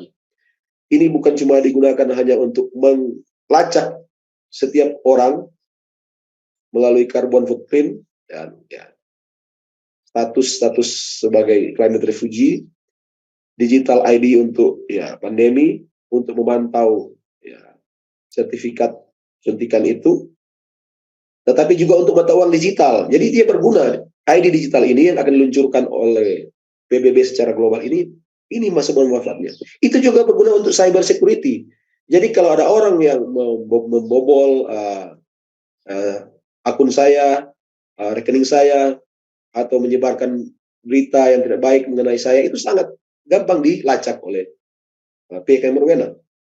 Dan segala macam hal, ya. Ini bagus sepertinya. Tetapi bila dihubungkan dengan nubuatan tadi, Wahyu pasal 13, Wahyu pasal 14, maka itu sangat jelas akan sangat dekat pelaksanaannya. Dan kita sudah ada bagian-bagian akhir dari berita-berita ini bahwa PBB rencana untuk memperkenalkan sistem identitas digital secara global yang dihubungkan ke rekening bank masing-masing individu, dan itu supposed to be harmonized with the 2030 agenda. Saudara-saudara ingat agenda 2030 yang digembar-gemborkan oleh World Economic Forum, you will own nothing but happy. Itu sudah terbahas, kita tidak bahas lagi. Ya. Dan saudara, mari kita alihkan ke kalimat berikut. Saya kutip ini dari sebuah channel YouTube yang juga membahas mengenai perkembangan peristiwa akhir zaman. It would be governed. Jadi yang meluncurkan, yang akan memperkenalkan ini PBB. Tapi saudara baca kalimat berikut. Yang akan mengatur sistem itu adalah sesuatu yang disebut di apex body yang saat ini belum didirikan. Saudara bisa membayangkan, ini rencana ya, sistem identitas digital secara global dihubungkan ke setiap orang, identitasnya secara digital dihubungkan dengan rekening bank, diperkenalkan oleh PBB, tetapi itu nanti akan diatur oleh suatu lembaga yang bernama apex body, lembaga apex, lembaga puncak ya bahasa Inggrisnya, yang saat ini belum terbentuk. Wah, seperti apa itu? Sesuatu yang belum terbentuk, belum dinyatakan, ya kita belum bisa tahu. Setelah itu ternyata baru kita tahu apa itu. Tetapi saya ya tertarik karena di channel YouTube itu juga diperkenalkan apa itu apex body. Secara kamus, apex artinya the top or the highest part of something, bagian pucuk, bagian ujung dari sesuatu bentuk, sesuatu yang berbentuk. Dan dalam itu itu digunakan dalam istilah geometri ya. Dan kalau ada sebuah bentuk trapesium atau piramida seperti ini, maka yang disebut dengan apex atau puncak itu ya tentu saja ini ya bagian ujung dari kerucut itu. Dan disinggung dalam situs itu bahwa kalau diperhatikan bahwa mata uang dolar Amerika ya, $1 itu yang tertulis di sana ada In God We Trust. Di situ ada sebuah logo yang cukup dikenal oleh semua orang yang dihubungkan dengan New World Order. Di situ ada sebuah piramid, dan di piramid itu ada pucuk. Dan di pucuk itu ada satu mata. Ya, saudara-saudara yang sudah mengerti, mungkin sudah mulai menghubung-hubungkan dengan itu. Ya, di puncak dari piramid itu apexnya atau pucuknya, ujungnya itu ada piramid kecil, ada matanya. Dan kita sudah tahu bahwa di mata uang $1 itu ada tulisan di sana, Novus Ordo Seclorum Annuit Coeptis. Apa ya ini? Ya, Novus Ordo Seclorum itu sendiri artinya adalah New World atau New Order of the Ages, yang sering orang menghubungkan dengan New World Order, suatu tatanan dunia yang baru. Sementara Annuit Coeptis itu saya coba cari ya, itu adalah menikmati hasil kerja keras. Ya, sesuatu yang diperjuangkan yang nanti hasilnya ada di bagian akhir atau final ya. Kira-kira seperti itu.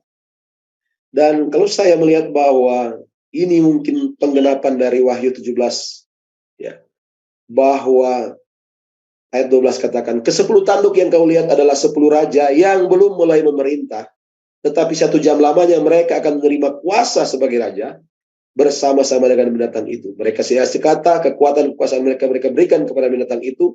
Ini adalah sebuah persekutuan ya, lembaga mungkin yang belum diketahui, apex body. Tetapi suatu saat mereka akan sekata menyerahkan memerintah bersama-sama dengan binatang itu.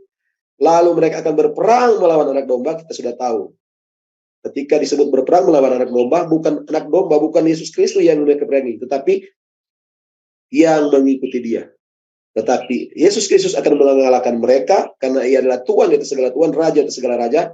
Dan puji Tuhan bahwa mereka yang bersama-sama dengan anak domba atau ada di pihak Kristus juga akan menang. Dan kita sudah tahu mereka yang menang itu yaitu mereka yang terpanggil dan yang terpilih dan yang setia. Siapa mereka? Tandanya sangat jelas. Yaitu yang tidak mau menerima tanda binatang tetapi yang mau menerima materai Allah.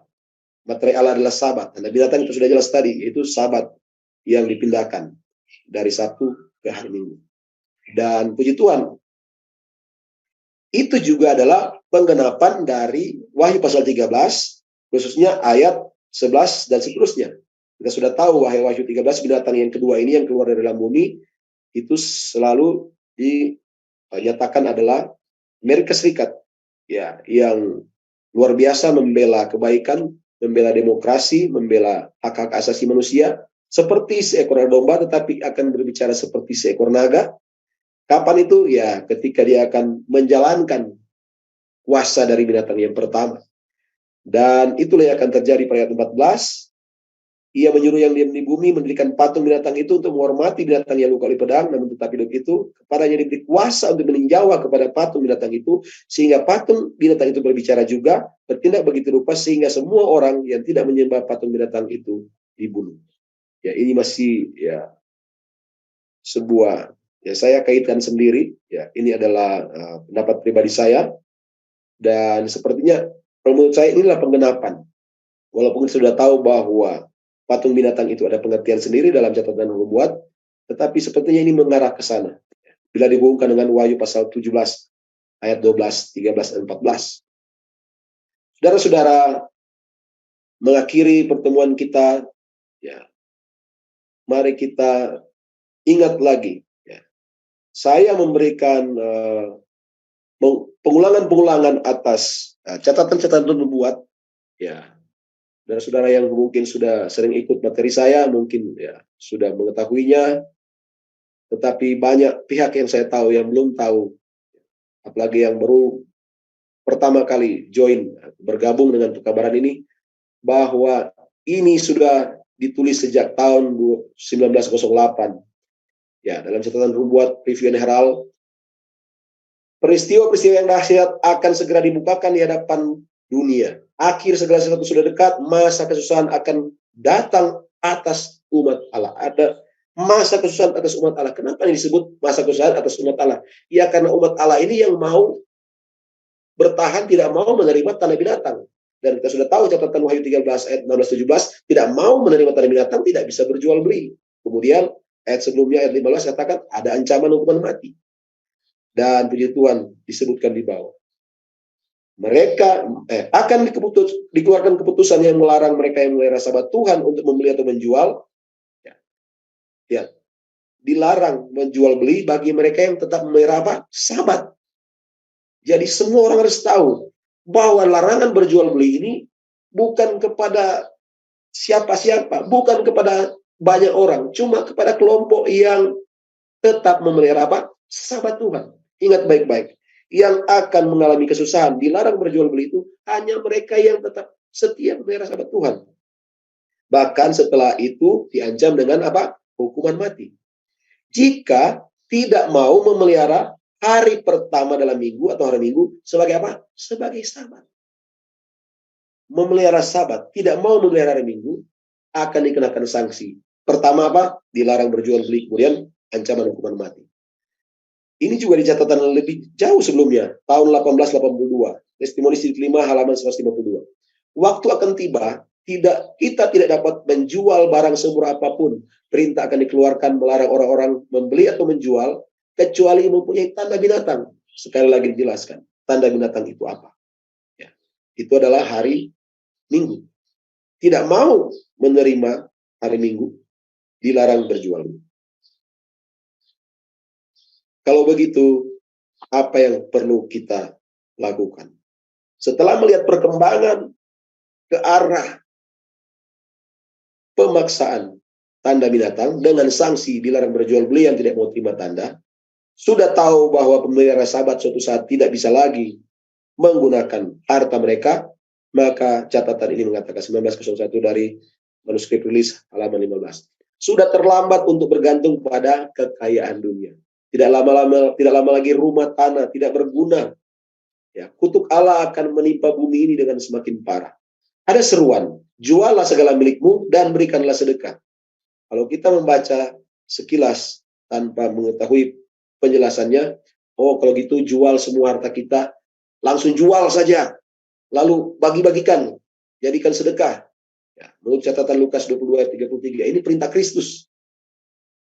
Mari kita lihat catatan dulunya. Pekabaran ini harus dipegang teguh mendesak hati orang banyak agar harta benda milik Allah sendiri kita kembalikan kepada Allah dengan cara apa? Berikan persembahan-persembahan, bantuan-bantuan sumbangan, pemberian-pemberian untuk memajukan pekerjaan Allah di mana? Di dunia ini. Jadi cara kita melaksanakan Lukas 22 ayat 33, memberikan lebih banyak persembahan, pengorbanan untuk pekerjaan Tuhan. Karena kita sudah tahu, tidak lama lagi tanda-tanda ini. Bahkan dari catatan ini, ya, tahun 1878, review and herald. Kekayaan yang ditimbun segera tidak berharga, karena bila perintah itu keluar, tidak boleh berjual beli kecuali punya tanah binatang, banyak sekali harta tidak akan berguna lagi. Maka tulisan merah katakan, Allah memanggil kita sekarang dengan skala kemampuan menyampaikan amaran kepada dunia. Kalau kita sudah lihat tanda-tanda yang sudah dekat, di mana harta tidak akan berharga lagi, kita harus semakin semangat untuk apa? Menyampaikan amaran kepada dunia dengan segala kemampuan. Saya dan saudara diberikan berbagai-bagai kemampuan. Ada yang diberikan kemampuan finansial, diberikan talenta untuk menyampaikan pekabaran, ada yang bersaksi secara personal. Masing-masing kita punya talenta masing-masing.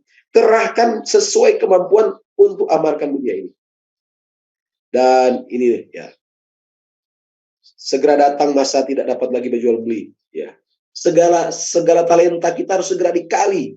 Talenta-talenta yang masih kita pendam, kemampuan-kemampuan kita untuk mengamarkan dunia ini, segera kita gunakan. Jangan disimpan lagi. Cepat keluarkan semua talenta kita untuk apa? Untuk membantu pekerjaan Tuhan, menyelesaikan pekerjaan Tuhan. Kalau dipercayakan uang, ingat, tidak semua orang dipercayakan uang. Tetapi yang dipercayakan uang, ya tunjukkan kesetiaanmu, rogoh kantongmu, dikatakan di sini ya. Saya tahu bukan di kantong, ada di rekening dan sebagainya, ya, berangkas dan lainnya. Supaya bila Yesus datang, ia dapat menerima bagiannya serta keuntungannya. Ini ya perumpamaan Tuhan Yesus mengenai talenta. Saat-saat yang terakhir sangat menentukan. Sebelum pekerjaan ditutup, berjuta-juta rupiah, bermiliar-miliar rupiah akan dengan gembira dipersembahkan di atas mezbah. Apa kira sedang terjadi? Ya, buktikan secara pribadi, tidak bisa menilai orang lain. Pria dan wanita akan merasa suatu kesempatan ini berkati bila ikut serta dalam pekerjaan menyiapkan jiwa-jiwa untuk berdiri pada hari Allah yang maha besar itu. Dan mereka akan memberikan sejumlah uang yang lebih banyak daripada yang pernah diberikan sebelumnya. Ya, kalau sekarang saudara mulai melihat apakah pemberian saya semakin besar, ya, komposisinya, persentasinya daripada yang lalu, ya, dinilai secara pribadi masing-masing. Tidak bisa menilai jumlah orang per orang. Catatan di buku Maranatha 183. Ya, itu ada di catatan beberapa ya, kemarin mungkin ya. Jikalau kasih Kristus menyala dalam hati orang yang mengikuti umatnya, kita akan lihat akan ada roh yang dengan rela mau bekerja, berkorban bagi penyelamatan jiwa. Mengorbankan apa? Harta. Ya, mereka akan seperti umat-umat di gereja mula-mula. Saudara-saudara ingat gereja mula-mula. Mereka dengan rela ya, menjual aset dan membagikan untuk pekerjaan Tuhan. Bekerja untuk memajukan pekerjaan Allah sama tekunnya dengan orang-orang dunia berusaha mencari kekayaan. Jadi kalau orang-orang dunia sementara giat mencari kekayaan, kita sementara giat menggunakan apa yang ada, ya, cari sebanyak-banyaknya untuk menyelesaikan pekerjaan Tuhan. Akal dan kecakapan digunakan dengan tekun, kerja tanpa mementingkan diri, ditumbuhkan semua sarana mari kita gunakan. Bukan lagi untuk menimbun, ingat baik-baik. Kita jangan katakan, oh stop. Nah, orang benar bilang stop cuma mencari, bukan. Stop mencari uang, stop mencari keuntungan, bukan. Kita mencari bukan lagi untuk menimbun, tetapi untuk mencurahkannya dalam perbendaharaan Tuhan. Dan ini ada hal-hal yang mengerikan kalau kita tidak melakukan itu. Saya melihat ini dilihat oleh penulis buku, early writings ya, tulisan perubahan halaman 5657, ya, Nyonya Ellen White katakan, dia melihat bahwa jika seseorang berpegang kepada mereka, ya, berpegang kepada mereka, pada harta mereka, dan tidak bertanya kepada Allah apa tugas mereka, maka Allah tidak akan mengatakan apa tugas mereka. Ya, kalau saudara sekarang punya aset yang pasif, yang enggak, yang kurang bermanfaat, atau ya seperti lahan tidur atau ya aset lainnya yang sudah rasa tidak aktif atau sebagainya, bertanyalah kepada Tuhan, ya, jangan tanya kepada siapa-siapa. Berdoalah, Tuhan, saya punya ini, ya, perum saya ada 3, yang 2 saya nggak gunakan, itu Tuhan, saya mau gunakan untuk apa? Kalau saudara dan saya bertanya, Tuhan akan nyatakan. Tetapi kalau tidak, dia juga akan diam, tidak akan nyatakan. Tetapi pada masa kesukaran, kapan masa kesukaran? Ketika larangan berjual beli itu tiba, harta itu akan merupakan seperti gunung lalu siap menghancurkan mereka, lalu mereka coba memusnahkan harta mereka, mereka mencoba menghindarinya, berlari dari harta itu, tapi tidak sanggup. Lalu Nyonya White menulis, saya dengar beberapa orang mengeluh. Nah, mengeluh artinya menangis. Ya. Oh Tuhan, dulu pekerjaan Tuhan memerlukan bantuan. Bahkan umat Allah lapar akan kebenaran. Tetapi kami tidak ada usaha untuk membantu kekurangan itu. Saudara lihat. Sekarang, harta kita tidak ada gunanya. Di sini terlihat. Kalau kita tidak menggunakan sekarang, tiba waktu tidak bisa berjual beli, tangisan-tangisan seperti ini akan terjadi. Sekarang harta tidak berguna. Saya sudah sangat suka membantu pekerjaan Tuhan, tidak bisa lagi. Dulu diminta-minta, saya cuma ukur-ukur. Saya tahan-tahan. Oh, betapa baiknya jika tadinya kita telah memberikan harta itu dan menyimpannya di sorga. Tapi ini tangisan yang sudah terlambat. Saya melihat bahwa pengorbanan tidak bertambah tapi berkurang. Malah lenyap sama sekali. Hati-hati jangan kita sampai termasuk dalam kelompok ini. Dan ya, saya sampaikan ke jemaat, di mana saja saya pergi berada, jangan gegabah setelah mendengarkan pekabaran ini, ayo ramai-ramai jual. Tidak. Semua harus dengan petunjuk dari Tuhan. Karena tulisan ini, ya, lanjutan dari tulisan yang tadi, Nyonya White melihat bahwa Allah tidak menuntut semua orang tinggalkan harta bersamaan. Jangan jual beramai-ramai. Kalau mereka mau diajar, artinya mau mendengarkan tuntunan Tuhan, mau meminta petunjuk, maka Tuhan akan nyatakan kapan untuk menjual, berapa banyak yang harus dijual, dan tidak semua harus jual bersama-sama. Ada yang di masa lalu dituntut menggunakan harta mereka membantu pekerjaan Tuhan, sementara orang lain diizinkan untuk tahan dulu, simpan dulu. Sampai waktu dibutuhkan, kemudian ketika pekerjaan Tuhan membutuhkannya, tugas mereka. Jadi ada giliran saudara dan saya. Jangan, oh saya sudah jual, saya juga mau jual. Bukan. Ya. Masing-masing harus berdoa. Ya. Kalau orang yang sudah jual, oh saya sudah berkorban, saudara yang sana belum. Ya, tidak boleh seperti itu. Masing-masing harus berdoa meminta petunjuk. Pada saat terakhir yang sangat menentukan sebelum pekerjaan ditutup, ya, maka banyak orang akan mempersembahkan bahkan lebih banyak lagi. Ini sudah dikutipkan tadi itu ya. Ya. Sebelumnya kita lewat saja kutipan bagian terakhir ini. Allah bisa saja mencapai tujuannya menyelamatkan orang berdosa tanpa pertolongan kita. Mengapa saya harus membantu pekerjaan itu? Mengapa saya harus mengorbankan harta, talenta, waktu, tubuh, pengaruh? Mengapa saya harus gunakan itu? Bukan supaya saya membantu Tuhan, bukan supaya saya membantu organisasi gereja. Ngapain saya bantu-bantu gereja? Pimpinannya seperti ini dan itu. Bukan. Terlalu jauh, sangat melenceng. Tujuan kita adalah supaya mengambil bagian dalam pekerjaan Tuhan, supaya bisa mengembangkan tabiat seperti siapa? Seperti Kristus. Maka kita harus mengambil bagian dalam pekerjaannya dengan suatu motif. Saya mau jadi seperti Yesus yang mau bekerja bagi pekerjaan Bapa. Tetapi ini juga kutipan yang saya rasa cukup penting. Ternyata kalau saya tidak ada upaya, saya tidak bisa masuk ke kota yang suci itu. Ya, Testimoni 9, halaman 103. Allah menuntut setiap jiwa yang sudah tahu kebenaran, saudara dan saya yang sudah mengenal kebenaran ini, harus berusaha menangkan orang lain. Dengan semua talenta yang kita punya, harta yang kita punya.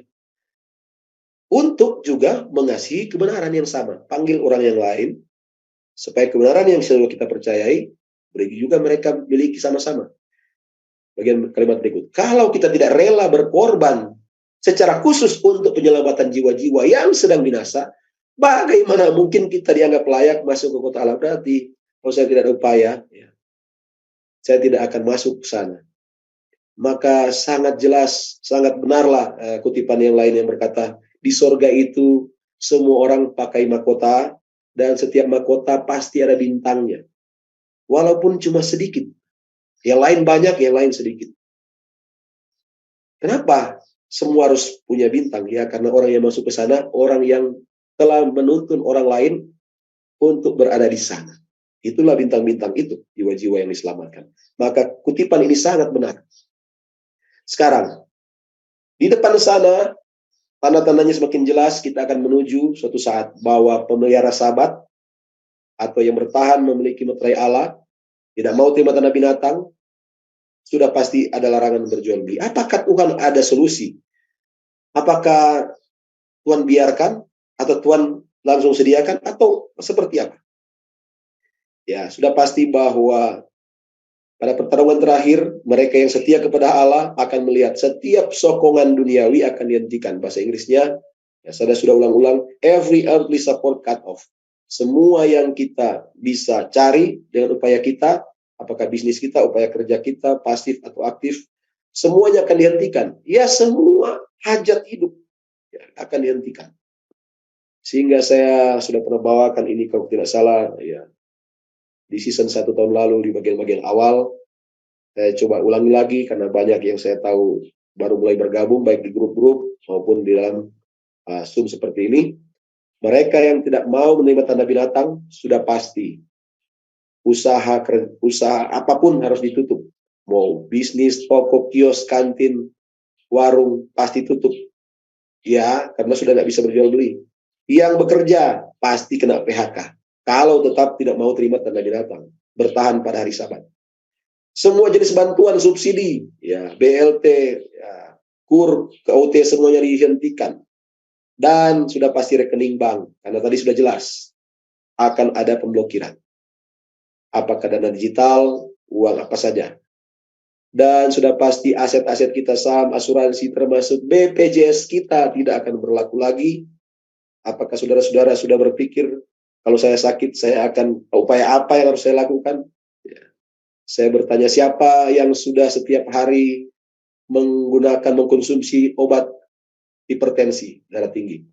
Oh, di jemaat-jemaat semua rata-rata ya banyak yang angkat tangan. Saya tanya, bagaimana kalau sudah tidak bisa beli obat hipertensi di apotek? Ada yang bilang, oh mati.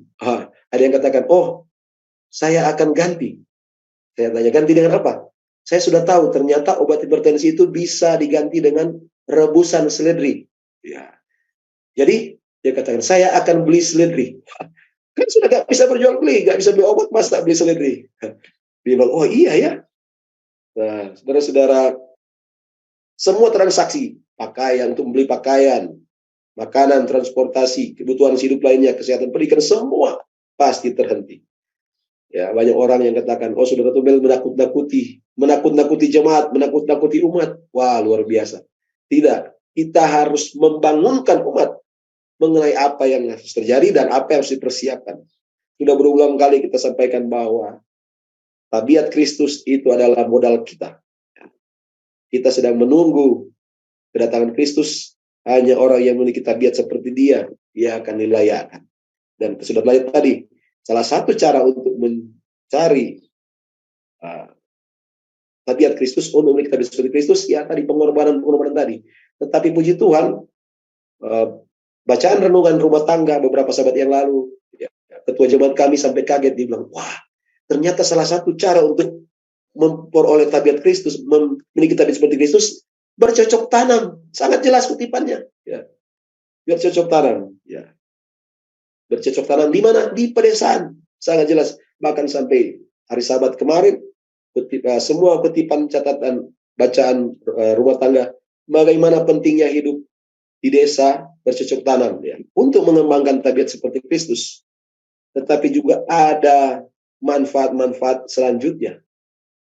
Dan saya sudah ikuti banyak seminar online, offline. 5 langkah ini ya, ini yang ditawarkan. Nanti kita lihat apakah ini didukung dengan catatan Alkitab dan Roh Nubuat. Yang pertama, yang terutama adalah bertobat sungguh-sungguh, bukan cuma repent, bertobat biasa. Berubah, ya, memiliki hidup yang baru secara total, conversion. Tabiat Kristus adalah modal kita. Kemudian country living yang bermanfaat untuk juga pembentukan tabiat Kristus, tetapi juga di sana ada manfaat persiapan jasmani, persiapan makanan. Dan bukan hanya itu, 2C, 3S, self-sufficient. Country living tidak cukup kalau tidak belajar self-sufficient. Belajar memenuhi kebutuhan sendiri. Kemudian di sana juga harus mempelajari banyak skill. Ya, ada kutipan yang dimuat oleh seorang sahabat di grup diskusi akhir zaman. Ketika masa kesusahan itu terjadi, hanya orang-orang yang telah menerima pendidikan atau pelatihan yang serba bisa, wah luar biasa, universal universal skill, yang bisa bertahan di waktu itu luar biasa. Maka saya baru sadar, makanya di jemaat-jemaat kita, anak kita sejak masih anak-anak sudah diajarkan Pathfinder, belajar berbagai survival skill, keterampilan, termasuk menginjil juga di sana. Sehingga kita bisa melaksanakan yang kelima, yaitu share faith, food, and facilities. Ya, share faith dari sekarang, share food, facilities juga dari sekarang. Tetapi itu juga akan sangat berguna di masa ketika undang-undang yang memaksakan setiap orang yang tidak mau menerima tanda binatang itu tidak berjual beli, maka orang-orang yang mau survive itu ya harus saling membantu, share faith, bukannya faith, tapi juga food and facilities. Dan inilah ada perbedaan-perbedaan pendapat di dalam gereja kita, baik di kalangan hamba-hamba Tuhan, para pendeta maupun orang awam.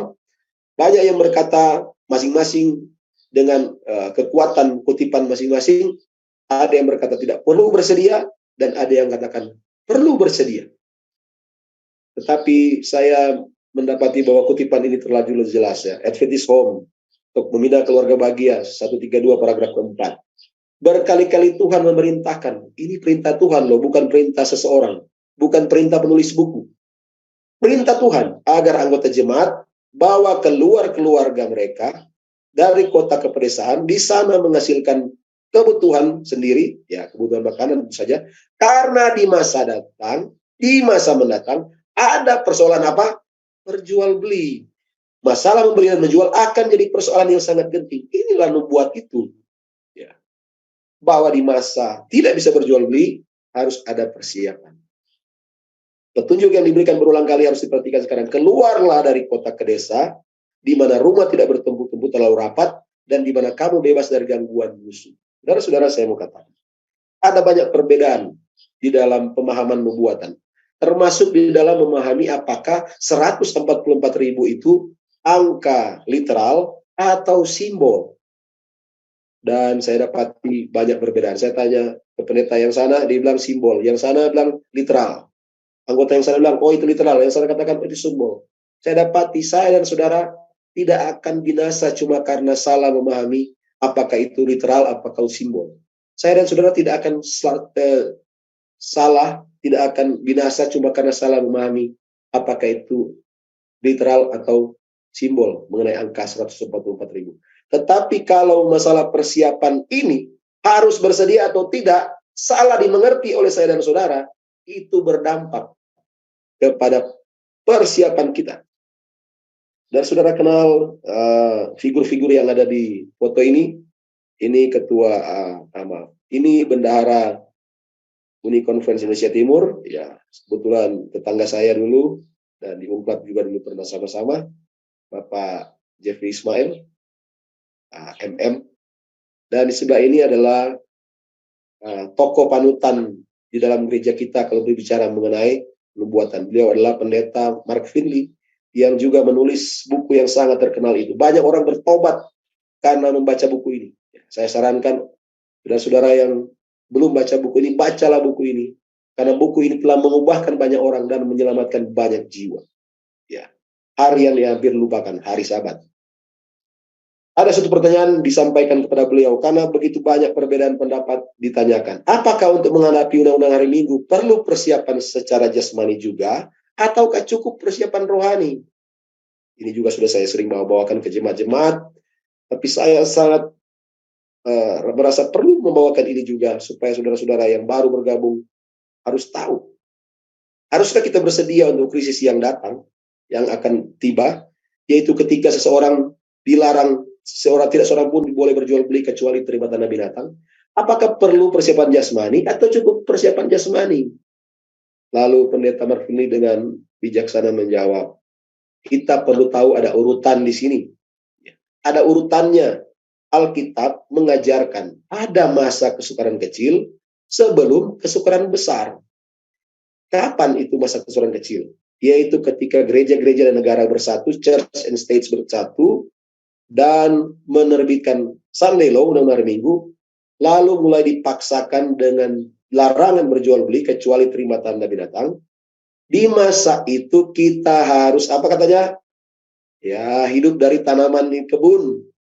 Karena Sunday Law, ada undang-undang hari Minggu, adalah panggilan terakhir untuk meninggalkan kota-kota besar. Ini sudah the last call, apa ya?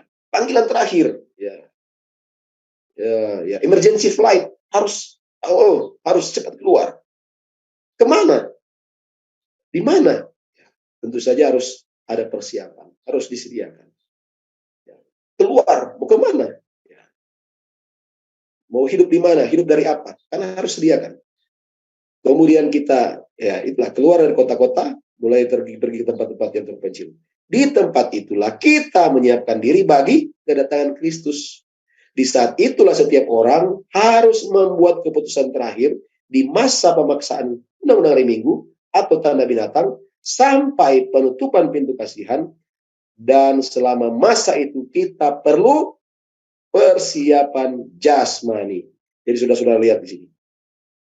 Yang perlu persiapan jasmani adalah masa kesukaran kecil. Kapan itu? Sejak undang-undang hari Minggu, larangan jual beli bagi yang tidak mau terima tanda binatang, sampai penutupan pintu kasihan. Di situ perlu persiapan jasmani.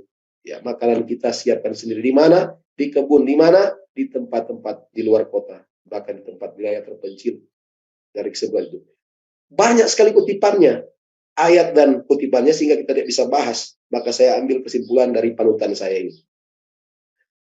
Lalu kapan kita tidak perlu persiapan? Tetapi, jawab Pendeta Mas Kurnia, lanjutkan. Setelah pintu kasihan ditutup, ya, close of accommodation, setiap orang sudah tentukan pilihan terakhir, tidak lagi tergoyahkan, artinya sudah dimeteraikan. Siapa yang menerima meterai Allah, siapa yang menerima tanda binatang, sudah tidak ada lagi yang bertobat, tidak ada lagi yang murtad. Maka setelah itu tidak ada lagi penyediaan kebutuhan jasmani. Ya, kutipan beberapa hari yang lalu dari buku Maranatha, bertentangan dengan kehendak Tuhan kalau kita menyediakan di masa itu.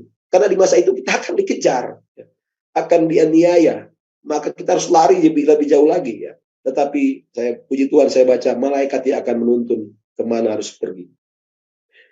Maka sudah lihat, setelah semua orang sudah memilih, pintu kasihan ditutup, tidak lagi kita perlu persiapkan kebutuhan jasmani. Karena waktu itulah roti dan air akan terjamin ketika para malaikat akan menyediakan makanan kita. Bahkan saudara-saudara, banyak saya lihat para pembicara, apakah itu pendeta, apakah itu awam, yang berkata tidak boleh bersedia. Karena Yesaya pasal 33, 14, 16 katakan air dan roti akan terjamin. Saudara, dalam kesempatan ini Pendeta Marfili katakan, ayat itu berlaku ketika di mana? Di masa setelah penutupan pintu kasihan, di masa kesukaran besar. Di masa itulah Allah yang akan menyediakan untuk kita.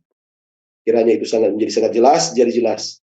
Periode di mana kita harus menyediakan sejak undang-undang hari Minggu, pemaksaan tanda binatang, sampai penutupan pintu kasihan, disitulah kita perlu, ya, tinggalkan kota, tinggal di pedesaan, sediakan sendiri. Tetapi setelah penutupan pintu kasihan, ada masa kesukaran besar. Tidak perlu, kita perlu ke tempat terpencil asing, disitulah baru roti dan air Tuhan akan sediakan. Jadi saudara-saudara, ingat sekali lagi, waktunya akan tiba. Tidak seorang pun bisa berjual beli, tidak bisa jual barang semurah apapun, karena perintah akan dikeluarkan, melarang orang-orang membeli atau menjual, kecuali mempunyai tanda binatang itu. Dan itulah yang merupakan nubuat dari Wahyu pasal 13 ayat 16-17 dan Wahyu pasal 14 ayat 9 sampai 11. Kita sudah tahu hari Minggu itulah tanda binatang yang akan dipaksakan melalui undang-undang hari Minggu, dan semua orang yang tidak mau menerima itu tetapi justru memelihara hari Sabat akan menghadapi larangan jual beli. Dan melihat tanda-tanda perkembangan tadi itu semakin dekat, maka marilah kita bersedia jasmani dan rohani. Bertobat sungguh-sungguh dan gunakan apa yang kita miliki, talenta, harta, tubuh, waktu, dan pengaruh yang dikaruniakan kita. Prinsip penata layanan. Gunakan untuk menyelesaikan pekerjaan Tuhan dan bersedia secara jasmani juga. Dan jangan sampai kita tergolong kepada kelompok berikut. Ya, Prophet and Kings, para nabi dan raja, halaman 183-184. Setan berkata, ini penglihatan yang lain. Karena takut kekurangan makanan dan pakaian, maka mereka akan memilih untuk bergabung dengan dunia, lalu melanggar hukum Allah. Pertanyaan, siapa mereka? Siapa mereka? Karena takut kekurangan makanan dan pakaian, memilih bergabung dengan dunia, lalu melanggar hukum Allah. Oh, tentu saja kelompok ini adalah orang-orang yang sebelumnya menuruti hukum Allah, termasuk hari Sabat. Tetapi karena takut kekhawatiran dunia ini, mereka akhirnya jadi lemah, lalu bergabung dengan dunia. Kelompok ini sudah pasti, satu, iman kurang kuat, kedua, tidak ada persiapan jasmani. Berarti tidak ada persiapan jasmani dan rohani. Mereka inilah akan tergoncang keluar. Maka akan kenapa membuat itu bahwa yang terdahulu akan jadi yang terakhir, yang terakhir akan jadi yang terdahulu. Ya. Terakhir akan jadi terdahulu akan jadi terakhir.